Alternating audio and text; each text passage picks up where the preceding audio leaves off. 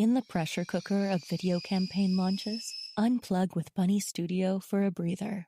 Imagine the holy grail of video creation. Your Bunny Studio One plan takes care of everything from start to finish. Script writing, animation, voiceovers, and post-production, all effortlessly flowing. You'll never miss another deadline. Visit bunnystudio.com/start to get your 10-hour free trial. Bunny Studio. This is Optimal Finance Daily, episode 2367, Multi-Generational Tax Minimization, Part 2, by Jeremy of GoCurryCracker.com. And I'm your host and personal finance enthusiast, Diana Merriam. Now, today's episode is actually a continuation from yesterday. If you haven't done so already, be sure to listen to yesterday's episode first. That's episode 2366. But if you're all caught up, let's get right back into it and hear part 2 as we continue optimizing your life. Multi-Generational Tax Minimization, Part 2, by Jeremy of GoCurryCracker.com. Multi-Generational Tax Minimization, Go Curry Cracker Junior Edition. I'm unlikely to predict our own taxes over the coming decades, let alone juniors over the next 7.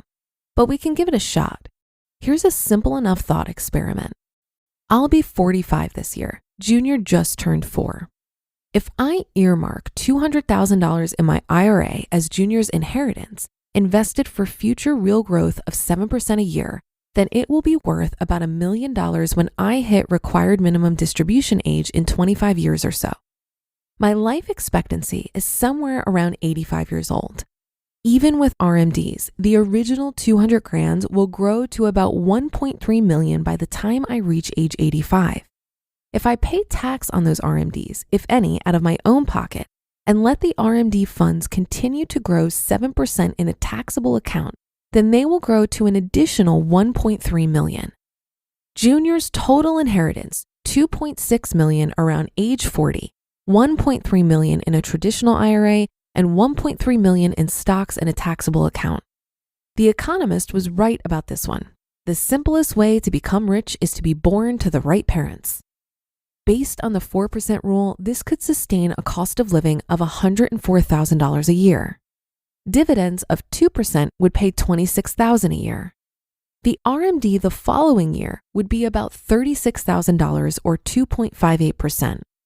Now, what would his tax situation look like, assuming the tax code of the future resembles that of today? If he were married with no other income, spending 4%, withdrawing additional funds from an IRA, taxes would be about $6,500 with a top marginal rate of 12%. If he instead withdrew basis from the stock in the taxable fund, taxes would be about $2,000, but greater in the future. If he were single, taxes would be about $14,000 with a top marginal rate of 22%. If he were married and earning a median income, single income household, all of the RMD would be taxed at 12% and all of the dividends at 15% for a total inheritance-related tax bill of $8,000. Which of these situations is most likely to apply? Probably all of them at various points. But as the RMD levels increase rapidly, these tax rates are likely to be the lowest that will ever be paid. By the time Junior is 60 years old, the RMD will be more than $100,000 a year. Hence, if we have the opportunity to pay 10% on Roth conversions anytime between now and our ultimate demise, then we should probably do so, and maybe even a little at 12%. Mathematically speaking, choosing to pay 10% now on a Roth conversion is equivalent to paying 10% on a larger withdrawal 60 years from now, associative property of multiplication. But doing so could guarantee that the future rate isn't much greater than 10%, a real possibility considering the aggressive RMD rate increase for an inherited IRA, as well as our own potential to pay a very real death tax. But can we be more specific? It's hard to take action when things are a little vague, but such is the future. Although I could use the same methodology that I used to analyze in the article, Is Your 401k Too Big?, to get something a little more precise. For a married couple with no other income, if the IRA value exceeds any of the thresholds displayed in the chart linked in this article, then tax rates will exceed a specific marginal rate. Example, if the IRA exceeds about $1.4 million for a 40-year-old, then taxes will need to be paid at a rate above 12%. If other income, like a job, fills the standard deduction, taxed at 0%, and 10% bracket, taxed at 10%, slightly below median incomes, then thresholds are lower, and we need to reduce our allowed IRA values by roughly $600,000, the tax 10% line, to $800,000 to $900,000 to avoid paying tax above a 12% rate. Or stating it differently, if Junior's inherited IRA is on track to exceed about $800,000 to $900,000 in value, which it will, we should do Roth conversions at rates lower than 12% to get the size back below those levels. Conclusions. It's good to be born to parents with a head for money, but planning for tax minimization over multiple lifetimes is still a real challenge. The very generous exemptions to the estate tax, combined with gifting, stepped-up basis upon death, and stretch IRAs, mean that it's easier than ever to build a dynastic portfolio.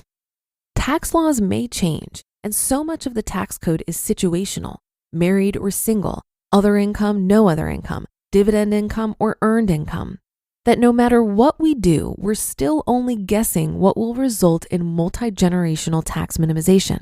The future is very cloudy. As such, it's probably best to err on the conservative side. Don't pay tax now if you don't have to, and take the Goldilocks approach, not too little, not too much. For the purposes of the Curry Cracker dynasty, when looking beyond our own lifetime battle with RMDs, we'll still need to be a bit more aggressive. It looks like RMDs will require Junior to pay 12% tax rates through much of his adult lifetime. This tax rate would be a new reference point for tax minimization efforts. If we have the option of doing Roth conversions at a lower rate, then we should seize the opportunity.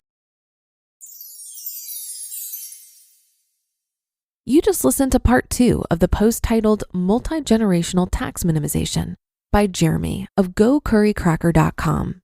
It might not always be talked about, but one of the biggest concerns for business owners is keeping their companies safe. Improve your company's cybersecurity with our sponsor, NordLocker. Now with NordLocker Business, you can secure and control your business data in an end-to-end encrypted cloud.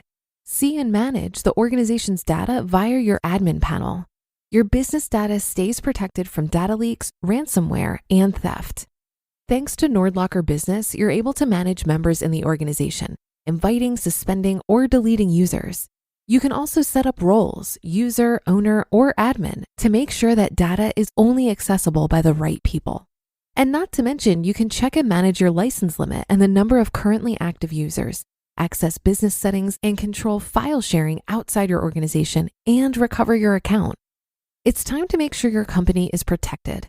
See NordLocker Business in action now with a 3-month free trial by visiting nordlocker.com/creators with code OFD. That's a 3-month free trial when you visit nordlocker.com/creators and use code OFD. While I enjoy the sophisticated and strategic thinking in this article, I'm not convinced that tax planning for your heirs' inheritance is the best use of time and energy. Tax laws are constantly changing. And while it's wise to be strategic about working to minimize our own lifetime tax burden, in theory, your heirs will receive this money at a time that they don't even need it. Rather than prioritizing a tax-optimized inheritance, if you really want to give your kids money, it might be more beneficial to give it to them when they're younger, before you die. There's a popular book called Die with Zero, where author Bill Perkins says, quote, "For any income group you look at, the age of inheritance receipt peaks at around 60. In other words, if you were betting on how old someone will be when they inherit money, assuming you know nothing else except that they stand to inherit, 60 is your best bet," end quote. This book also asserts that at a certain point, the money we leave behind becomes a representation of how much life we didn't live. If you really want to create a legacy, consider using your money to create what you want to see in the world or solve a problem that really bothers you. Some people feel it's their responsibility to leave their children an inheritance, but I would challenge this line of thinking. From my perspective, it's our responsibility to help our children become financially literate so that they don't need our inheritance. From my perspective as a child of a financially secure parent, I hope my mom spends every single dollar living her best life, and I would love nothing more than for her to leave me nothing. But that's going to do it for today. Thanks so much for tuning in and listening to both parts of this great post, and I'll see you tomorrow where your optimal life awaits.